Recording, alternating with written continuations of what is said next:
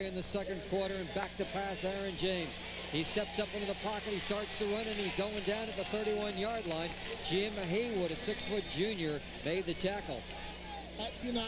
And I know they're going to make this adjustment at halftime, but Blount has got to take the 3-step drop and throw the ball quickly against this Viger defense. The 5- and 7-step drop with the shotgun play just takes too long to develop, and the receivers are running too long of routes. Now it's third down. They load up the shotgun for Aaron James, starting to roll right. He stops. He's in the pocket. He throws, and it's going to be caught. Great catch over at the 43 right now, right near the first down marker. That pass was caught by Mike Miller, with Jason Lewis draped all over him, and that is very close to a first down. Well, that's a first down, Lee. And did he get out of bounds? That's what I couldn't tell. Well, the clock shows 46 seconds. Miller made a great catch. Number 84, his second catch of the game. One of the better balls that James has thrown tonight. That was a well-thrown ball. From the 44, they load up the shotgun. James back to pass. He's got time over the middle. Incomplete to Miller. Well covered that time with Camarcus Bush trailing the play. It'll be second down and 10 from the Blount Leopard 44. Well, that play's not there now because they're in halves. That play is there early in the half when they only have one safety. 35 seconds to go, second quarter. Everybody flanked out, no running backs. James out of the shotgun, fakes the throw, throws to the left, wide open. Caught at the 45, still on his feet. That's Pugh at the 40. Kennard Pugh down the far sideline, out of bounds inside the 30. And that's a first down, stops the clock with 23 seconds to go. Jeremy Singleton on the tackle. Well, give credit there to Aaron James. He faked the ball in the middle of the field, and then he looks to the sideline, throws the ball to his receiver that time, and his receiver made a big-time catch and a big-time run, and that was Kennard Pugh. Kennard Pugh on the reception and the run for the first. And James takes the snap out of the shotgun, steps up into the pocket, fakes the throw, starts the run. He's going down. He is sacked back at the 30-yard line. He'll lose about 3. Well, they got to call timeout here. They got to get the ball on the ground. That's going to be the last play. I don't think they have a timeout, Lee. I don't think they do either. And the first half about ready to come to an end.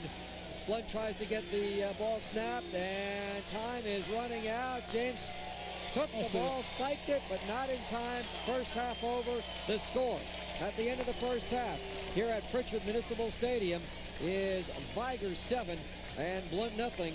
And here's our game plan now. When we come back here at Pritchard Municipal Stadium on Comcast Cable, you'll see the halftime show, but hold the phone right now. Don't go away. Now they finally say the half is over. Neither team was leaving the field. Now, Paul Green says the half has come to an end. Again, you'll see the halftime show with the Viger and the Blount bands, and on WNTM 710 after the next break. You'll get to hear the NFL preview of all of the NFL action this coming weekend. The only score in the first half, Maurice Gallery, a 9-yard run around the left side. Piper out of the PAT. It is Viger 7, Blount nothing. This is the Comcast Cable, WNTM 710 high school football game of the week. Will return in 90 seconds.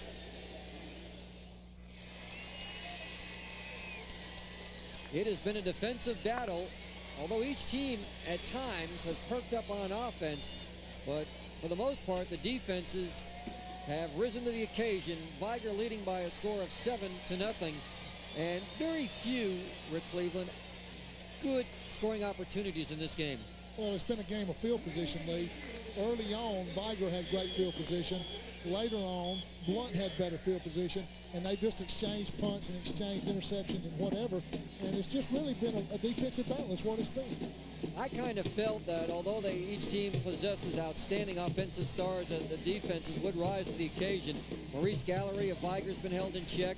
I think, on the other hand, Viger's done a job on Aaron James, who really, until that final drive, has not been really sharp on his passing. The great receivers for Blount have, for the most part, been nullified in the first half. Well, they have, and I think what Blount's got to do is they've got to come back out and they've got to throw the real short, quick passes in order to make their offense click. With the score of Viger 7, Blount nothing, now we go to the field, and we'll start off with the Blount Leopard Marching Band.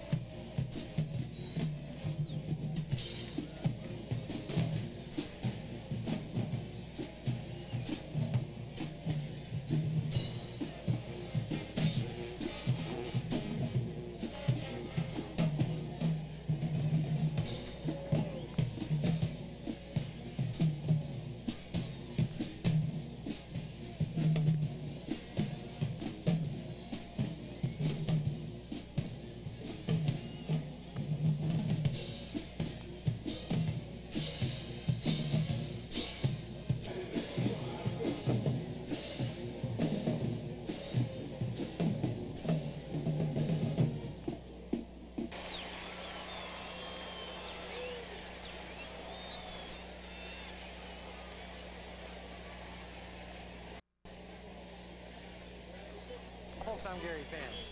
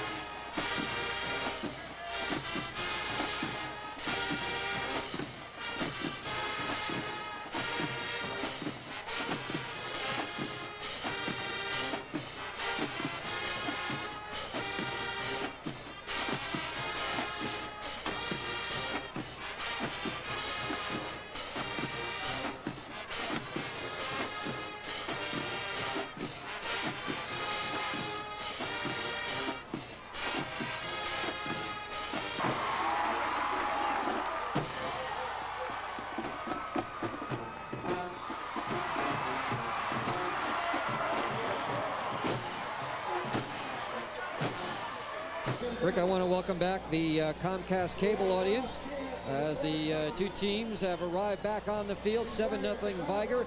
Maurice Gallery's touchdown run. He's right in the midst of his four-member contingent out there with the officials, again reenacting how it's going to be in the second half, and Blount will kick off and defend the goal to our north, and Viger will be receiving the second half kickoff.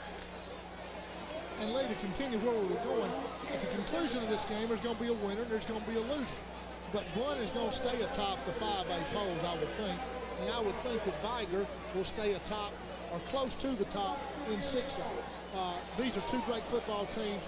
And after the game is over, they're going to go on and try to win their area, try to win the rounds in the playoffs, and make the ultimate goal, which is Legion Field in Birmingham. And I think the whole city of Pritchard will eventually be represented in Birmingham in December at the state finals.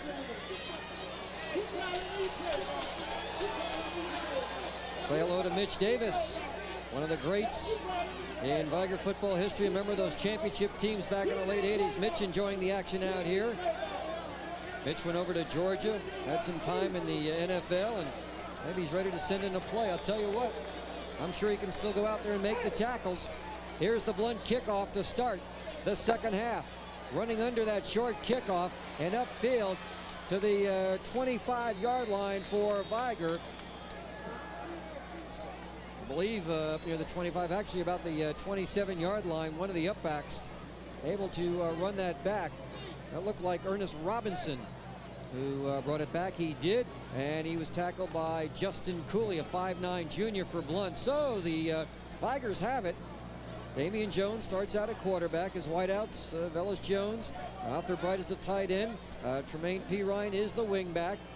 White is actually lined up in a wingback position as they'll give it to Gallery. Tried to go outside and was smothered for a loss on the play by Quentin Malone. Quentin Malone, a 6'7" senior, who also was celebrating a birthday yesterday, made the stop. Well, they open up the second half, Lee, and they run the wingback reverse, or wingback trap rather, and Quentin Malone is sitting right there in the hole with penetration about 2 yards deep, and he makes a tackle, and actually Viger loses 5 yards on the first play. Rick, they also had Edward Frazier in there as a tight end, and moved right to the tailback. Two big bodies to block, but it didn't work out. They lost 6 yards. Second down, 16, the Whirlybird, the run by the quarterback up to the 25, Damian Jones, hit by, you guessed it, DeMarco McNeil on the tackle. You know, D.D. Thompson told me before the game that they may slip in Edward Frazier at tight end. Yeah, they did, and there's a flag that slipped in on that play as the Blount coaching staff looks on in anticipation of this call, maybe going against Viger. I don't think you take this penalty, Lee. They're going to be third and 16, and I don't, yeah, they are taking it. They want to shove Viger all the way out of the stadium. Second down. Of course, there's no room to go. That's right. Where are they going to go? Scoreboard must not be working, Lee. They've still got it 1st and 10, and it's 2nd and... Well, Rick, all the electricity's here in the crowd, not on the scoreboard, right? No question about that. Ball comes back to the 15-yard line. They've got to get up to the 38, so they got a way to go on second down and long. Damian Jones lines up with Detrick Jackson as his fullback in the double wingback formation. They'll give it to the fullback straight ahead. Nice move up to the 20, spun around, down he goes, picked up 5. Robert Malone said that is all. as the 6'3" junior, the other Malone on the defensive line. They maybe not weigh as much as the Viger offensive line, but they're sure quick. That was Dietrich Jackson just on the quick pop up in the middle of that time. The fullback, Dietrich Jackson, hit the hole pretty quick, gained about 3 yards that time, so it brings up a 3rd and 17 for Viger on the 20-yard line of the Viger Wolves. Velus Jones out to the left in the double wing back. Ernest Robinson is the fullback. P. Ryan in motion to the left, back to pass. Damian Jones, he might run. He throws on the run. He's got Jones up to the 34-yard line. Didn't make the first down, but Velus Jones tackled by Damon Freisen as Damian Jones, one of his rare passes, completes to Velus for the 6th time this year. He is also an outstanding baseball player, and what a speedster Velus Jones is. Well, Velus Jones ran a little curl that time, and they ran a takeoff with the back in motion on the Blount sideline that time, and then they curled the receiver that they threw it into, Velus Jones. Short, makes it 4th and 5, brings up a punting situation for the Viger Wolves. Damian Jones at his own 22. Casher and Pugh back on 4th and 4, and here's the kick, and what a kick. He just booted the daylights out of it. Back, as they say, back to the 8-yard line. Casher at the 10. Casher in trouble. He's going down at about the 12-yard line. What a kick by Damian Jones. He absolutely kicked that one out of sight. He kicked the ball as high as the lights here are at Pritchard Stadium, and he must have kicked it, Lee, almost 55 yards in the air. I think one of the parachutists could have caught that one coming in. They were the ones who gave us some pregame entertainment by landing on the playing field here in force. We didn't expect that, Lee. That was a pleasant surprise. 9:13 to go in the 3rd quarter, 7-0 Viger. Aaron James starts out way back at his 12-yard line out of the I formation. The deep back is Raham Franklin. He gets the call. He runs straight ahead. 15, 20. That is Morissette. 30. Morissette, 35. Morissette up near the 38-yard line. He got him out of trouble. Adrian Singleton on the tackle. That was Jermaine Morissette, the tailback, who got the call. The big run from the 12 up to the 37-yard line. What a run. Well, they lined up in a pro that time. In other words, they had a tight end on the right side and 2 receivers, one on the right and one on the left, and they ran the old lead. They just ran what we call 24 lead, and Morissette cut it back against the grain and picked up almost, 35 yards. Sherman Lee is the fullback ahead of Morissette. It's at the 38-yard line. So it was a 26-yard run. And they go to Morissette, straight ahead, nothing doing. They shut the door in his face at the 40 for 2 yards. Quincy Ezell led the charge for Viger. Well, they just ran the same play again, and Morissette's trying to cut away from the destination, the point of attack. He's trying to cut back to the weak side, and there just wasn't anything there that time. Better than 17,000 enjoying this game at Pritchard Municipal Stadium, and I guarantee you I know at least one person out here is not rooting for his alma mater. James P. Ryan, the coach of Viger, attended Blount. I didn't know that. Good. He's rooting for Viger. 2nd down and 9 from the 39. Play action, James to throw. Look out, they get to him. He threw it away, incomplete. Intended, well, I'm not sure who it was intended for, because Kennard Pugh was down there, so was Miller, and LeVar Bell was closer to it. Again, Lee, Blount has got to throw those quick passes. They got to take 3-step drops and get the ball to those quick receivers and make something happen in the secondary with those quick receivers. The Viger defense, they've had 2 shutouts in their last 3 games. They gave up 6 points to Davidson. They've already racked up 3 shutouts this year. 3rd down and 9, the shotgun for Blount. James at his own 35. The snapback. James back to the 30. He'll run into the pocket, and he's buried and sacked at the 33. What a hit. He just doesn't have time, Lee. You just don't have time against this pass rush. With Edward Frazier and Jimmy Haywood and Jason Farmer and those gentlemen, he doesn't have time to throw the football. I'm sure Coach Harris will make that correction soon. DeAndre Green, another left-footed punter. I guarantee you that these teams haven't punted this much this year. He's back at his 21. They're getting a lot more practice than they do during the year. He booms one out of there to the 30. Perine running it back to the 40, and a flag, actually to the 35, and a flag, and this probably will go against Viger. DeMond Freisen, the tackle, is Pirine, ran it to his right for about 5 yards, and then the clip. Had a clip over here. That was just a mistake by a youngster. He just hit him in the back trying to help his teammate out. 7:16 to go. Our Comcast Cable WNTM High School Football Game of the Week next week takes us back to St. Paul's. You talk about traditional rivalries. UMS Wright and the Saints of St. Paul's. You know, that's one of my favorite places to go. We have a clip on the run back on the green team. 15-yard penalty on the first down. Too. Everybody knows you, and that's in your neighborhood. But they do it upright. They have the tailgaters, and they just, you know, they enjoy the game. And it's just two very competitive teams every time St. Paul's and UMS play. A lot better games there than in the Superdome to see the Saints. There ain't no game in the Superdome. Back to the 18, first down and 10, and now they'll run the quarterback. Damian Jones tried the left side, no hole, down he goes. Mike Wiley stops Damian Jones at the line of scrimmage. It'll be second down. Mike Wiley's playing what we call a 3 technique in this 40 defense, and he was on the left side of the Blount defense, which would be the right side of the Viger offensive line. And Damian Jones at time reversed out and tried to run to his left, and Mike Wiley got over there and made the tackle very quickly. 6:50 to go in the third quarter. South Trust Bank, University of South Alabama among our sponsors. Second down at 10. Here is the quarterback keeping. Down he goes in the backfield. That time he tried the right side, and the Blount defense was right there. Robert Malone was there to make the stop on Damian Jones, and he lost about half a yard. Lee, neither one of these teams are able to take slow developing plays and run them against either one of each other because they're so quick and they got so much speed that their defense is just able to catch up with the offense, and it's just almost impossible. What you have to do against two teams like this is hit quick openers and quick passes and hope something will happen real quick. 6:09 remaining in the third quarter. Third down and 10, and on the wingback counter to Gallery, flags all over the place, and this gives me an opportunity as we await the 5-yard penalty. Tell you what, you talk about a festive night. I didn't have a chance to go out trick-or-treating on Halloween night because I was busy on assignment, Rick, but they brought some trick-or-treat Halloween candy up here. SAD's Home Health Care. And we thank them. The jelly beans, no less. I'm ready for Easter. 6:04 to go in the third quarter. Come on, get with it. Where did you go out last? Oh, you went out 2 in the morning. That's right. You were dressed as a newspaper boy, right? Well, my wife said I wear my Halloween costume all year long.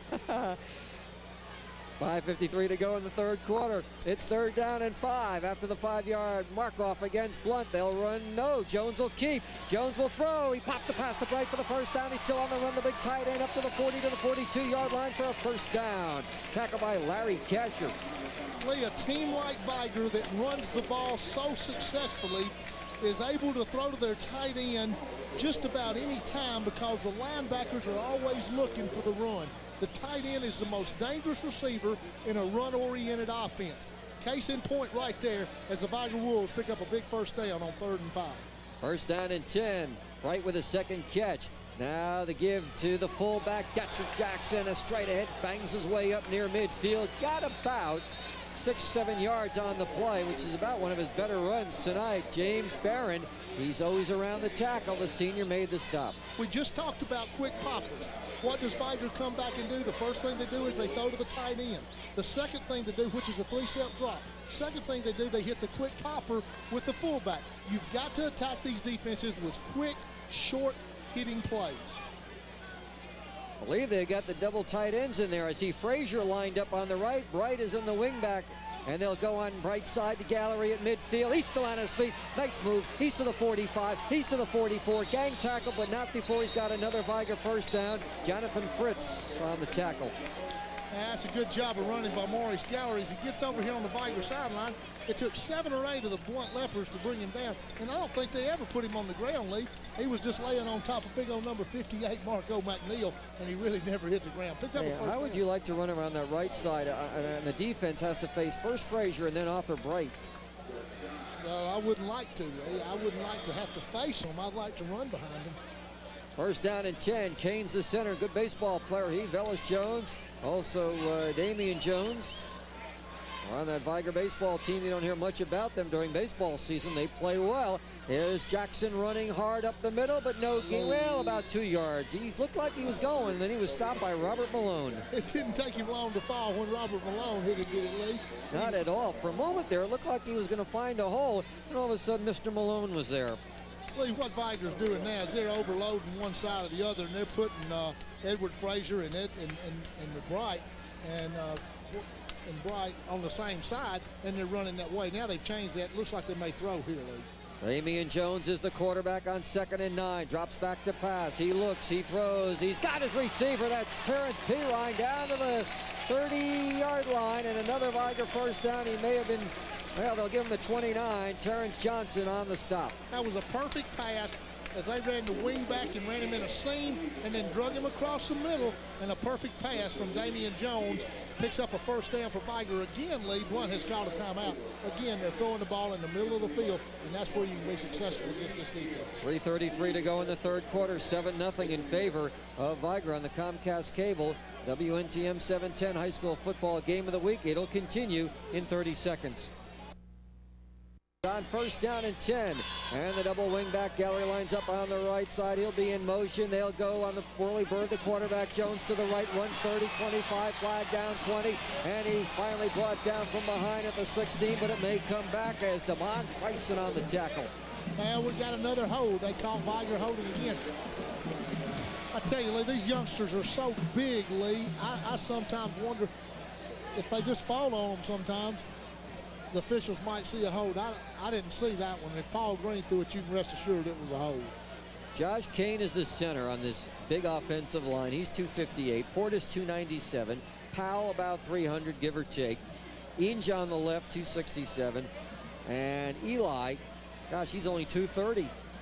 That comes back to the 40-yard line. It will be second and make it 1st and 20. Coach Perrine's a little upset about that call. And Lee, you know who the person who's hearing the most fussing right now is Harville Owens. He's over here on this sideline with Coach Perrine, and he's really getting on Harville about that call. I don't know how we can hear him with all the crowd noise. Well, Harville didn't make the call. He's just the one that has to be there to listen to it.